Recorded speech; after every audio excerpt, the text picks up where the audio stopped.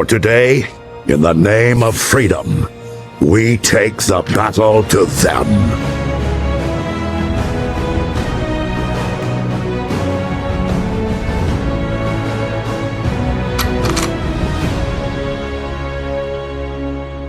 Exactly 1 year ago today, I went and watched Kung Fu Panda 4.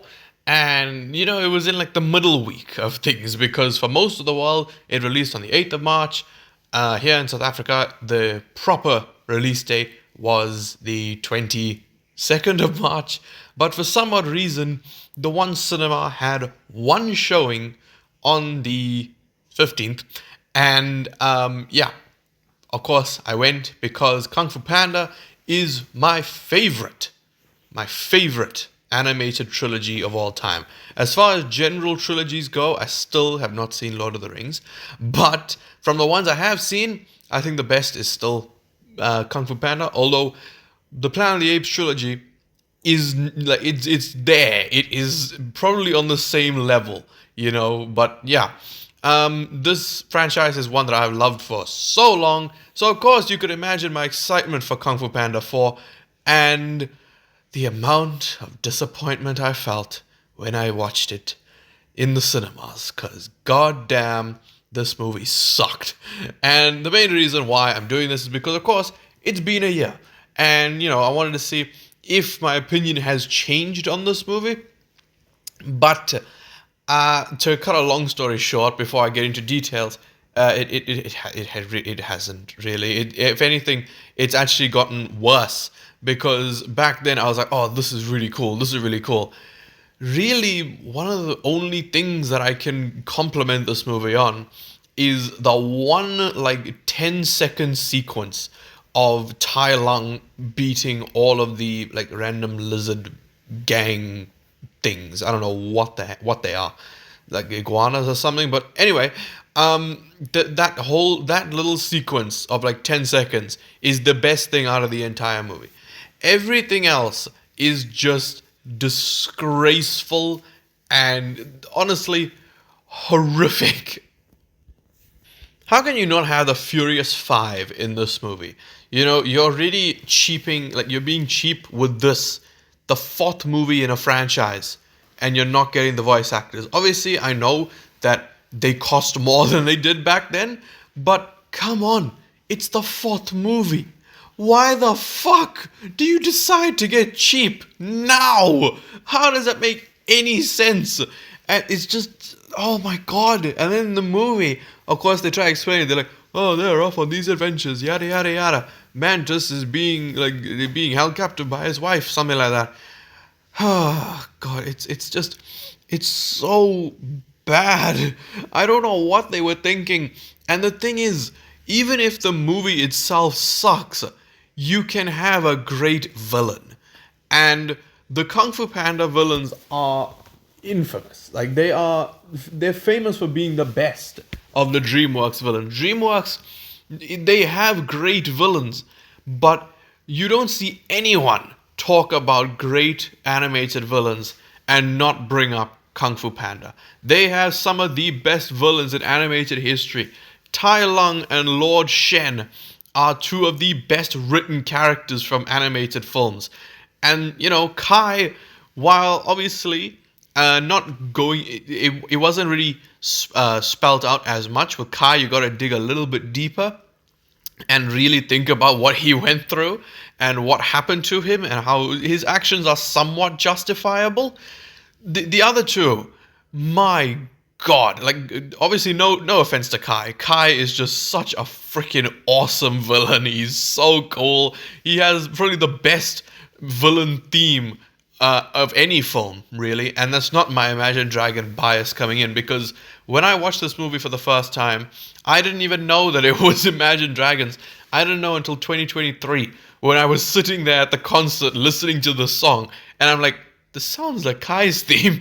And then once that chorus started, I was like, holy shit, that must have been based on the song. But yeah, Kai was awesome. Tai Lung is the perfect, I repeat, the perfect way to do the evil version of the hero like perspective, because a lot of times in movies, especially comic book movies, they love doing that. For the first movie in a franchise is just having the villain be an evil version of the hero. Like they always do that. Iron Man, they did that there. Captain America, they did it there. Incredible Hulk. Thor, I wouldn't really say so, since Loki isn't technically Asgardian, but they always do that. But with Kung Fu Panda, they just did it flawlessly. Especially since when you really pay attention to the dialogue, he started off just like Po. He didn't want to be the Dragon Warrior, but Shifu is the reason that he became the Dragon Warrior. And it's genius. Lord Shen, of course, one of the most evil yet tragic villains there is. It was amazing taking, well, of course, a color like white. White is a color that is usually associated with peace and tranquility. And you just take, and of course, a peacock. A peacock is such a regal, gorgeous animal. And you make a white peacock such a psychotic and evil character. It was genius. And I mean, Kai, of course, Kai is just, I believe he's a yak. He's either a yak or a bull. Hold on a minute. I've lost count how many times I've searched this up. Okay, so Google says he's a bull. It's a rather strange looking bull, but anyway, yeah, Kai is just meant to be brute strength, and of course, he's enhanced by the chi and stuff, and of course his blades are awesome. So yeah, fantastic villains. So then you get to Kung Fu Panda 4, where you are really seeing something different, because Tai Lung was agile. He was so slick with everything he did. That sequence of escaping the prison is one of the best sequences of the entire series. There's no competition. And then Lord Shen, of course, his thing was weapons. He was a threat because of his weaponry, not because he was a skilled fighter, although he did pretty decently against all the masters. And then Kai, of course, well, he deals with chi. He can take your chi. He's a spirit warrior. And then you have the idea of the chameleon. Of course she's small, yes. A small character who is not skilled in kung fu, but she took up sorcery. She's a sorceress and she's able to transform into different characters. That is such a genius idea. And, I don't know how they fumbled it, because that is so awesome. Imagine the ideas you could have had, like the sequences. It would have been insane to have her be like Shifu, or hell, even for her to turn into Master Oogway to really mess with Po. That would have been so cool. Imagine if she turned into Li Shan's wife. She turned into Po's mother and ended up killing him or something like that. That would have been insane. But then you watch the movie and she's just reduced to essentially a one-hit wonder, because she does fuck all throughout the movie, and then in the final battle she just gets her ass whooped. Oh my god. And then on top of that, they just are reusing things from the previous movies, like the army. Lord Shen was, of course, there's a reason we call him Lord Shen and not just Shen.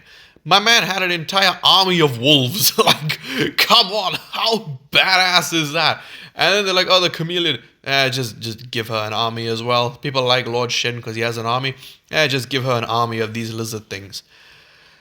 Oh my god, I don't know. I really don't know. And even looking at her backstory, Tai Lung was, of course, just left. He was abandoned as a baby. I feel like people ignore that part about Tai Lung's backstory. They mainly just talk about him being rejected by Oogway and everything. My boy was left as a baby. He couldn't even think for himself before he was abandoned. It's such a sad backstory. Lord Shen, of course, did everything he could to change his fate because, thank you, Soothsayer, for that. And he killed well, what we thought were all the pandas.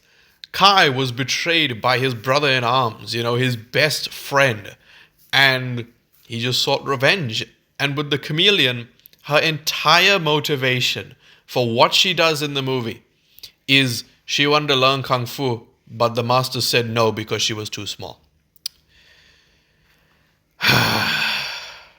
That is the dumbest possible thing that you could have done. And I don't know why they did that. I really don't know. It's such a stupid backstory. And you have Viola Davis, such a cool voice, and she does nothing. The worst thing the chameleon does throughout the movie is just push someone down the stairs. They don't even die, they just keep rolling. That is the worst thing she does in the film. It is atrocious, but I need to move on from the chameleon. I've talked about her enough. That video is the highest viewed video on the channel. There's not a single video that even comes close to it. And honestly, that's insane, by the way, that so many people were happy just to listen to me complain about the chameleon. But yeah, that thing got over 100k views. But anyway, moving on to how they handle the other characters, because this is something that they really focused on before any trailer or anything came out for this movie. And that is the fact that Tai Lung and other characters will be coming back. Now, Tai Lung, we could kind of believe because he was just banished to the spirit realm. However, Lord Shen, he just got killed by the weapon. That one I can also kind of see, assuming that the spirit realm is basically heaven. But then that, then throws into question, do only the masters of Kung Fu go into the spirit realm? I don't know. But I guess it doesn't really matter because everyone's just there apparently. Lord Shen comes in for some reason, but the worst possible one that they could have done is Kai. Because Kai, when people are talking about someone or something that was killed like horrifically, like you say you shoot a cannonball at someone and they get like blown to pieces. You say like jokingly, that person is deader than dead. But Kai, in all seriousness, is deader than dead, because someone who's dead goes to the spirit realm, but Kai's spirit was destroyed. So he died. He died in what is essentially heaven. My guy was deader than dead, and they brought him back. What the fuck? And the thing is, I spent so long before the movie came out theorizing how they could possibly bring Kai back, because it was very obvious that they were bringing back all the villains, even though they only showed off Tai Lung in the trailers, which makes sense, because obviously Tai Lung is the only one that speaks in the fucking movie. But yeah, and they don't even acknowledge it. No, he's just another character who was in the spirit realm, even though his spirit was destroyed in the spirit realm. And yeah, oh my god, it was horrific. I really don't know what they were thinking. I don't know how this even made it as a movie. Like, you can just tell that the people making this do not give a shit. They did not care about this franchise. They just know that it made money. And that's all they were focusing on. Because they paid no attention to the lore. They paid no attention to the history of the franchise. They paid no attention to certain character traits. And it was just horrible. And, even though most of us saw the Tai Lung redemption arc coming, it was just handled, again, much like most things in this movie, in the worst possible way. Tai Lung is just caged up alongside the other villains, except obviously he's the only one that talks. And, Tai Lung is like cracking jokes throughout the whole movie. And I'm like, this is not Tai Lung. This is not what he should be. I just don't know what they were thinking. And then you get to the end of the movie where he's freed, and then he's like, oh, perhaps Oogway was right about you. And then the most disrespectful thing I've ever seen in my life. Having all the villains bow to Poe? Fuck off, man. That is the biggest piece of bullshit I've ever seen in a film. Why? Why would Lord Shen bow to Poe? Now, granted, there's definitely going to be people being like, oh, Shen didn't bow. He lowered his head. He closed his eyes and lowered his head. Okay, that counts as bowing. Why would he bow to Poe? It doesn't make any fucking sense, especially when he doesn't talk throughout the goddamn movie. And he's like, perhaps I was wrong about this, Panda. It doesn't make sense. Why would he bow to Poe? Especially Kai. Kai, who was killed by Poe. Oh my god. I'm sorry. I do apologize, but that pissed me off because I really love these characters, and I think I made that very clear that I love these characters. So just seeing them being treated like just random nobodies, treated so disrespectfully, it was hurtful. I'll be honest. It was infuriating. It was painful. And I just don't know why they did this, because this is not in character with any of them. Tai Lung, maybe. Tai Lung is the only one that could have worked, for him to bow to Poe. But again, they just handle the redemption arc so poorly. It doesn't make sense. So, yeah, I don't even talk about Zhen, by the way. Zhen is just such a rubbish character. I'm sorry. I'm not even going to waste time talking about her. She's such a stupid character. And she shouldn't even exist, thinking about it, because they never at any point in the 3 movies of this franchise did they ever say that there needs to be a dragon warrior. Never. Because in the first movie, I feel like it's very clear that there wasn't a dragon warrior. And it's not like, oh, the dragon warrior just died or something like that. No, there is no dragon warrior. So then they choose, it became time to choose a dragon warrior. That's all that happened. So why now does Poe have, essentially retire the role of dragon warrior?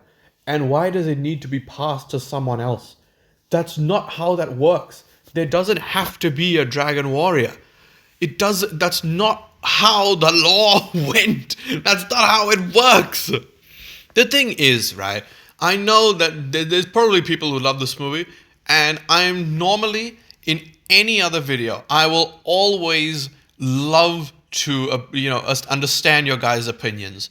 But this is the one movie where I will genuinely say that I don't see how you can be a Kung Fu Panda fan, especially one like me, who loves this franchise beyond belief, and then watch Kung Fu Panda 4 and actually like the movie. I feel like the only way for you to like Kung Fu Panda 4 is if you never watch the first 3 movies. I genuinely don't understand how someone who loves the first 3 can like this one. It doesn't make any sense to me, because it is just absolutely atrocious.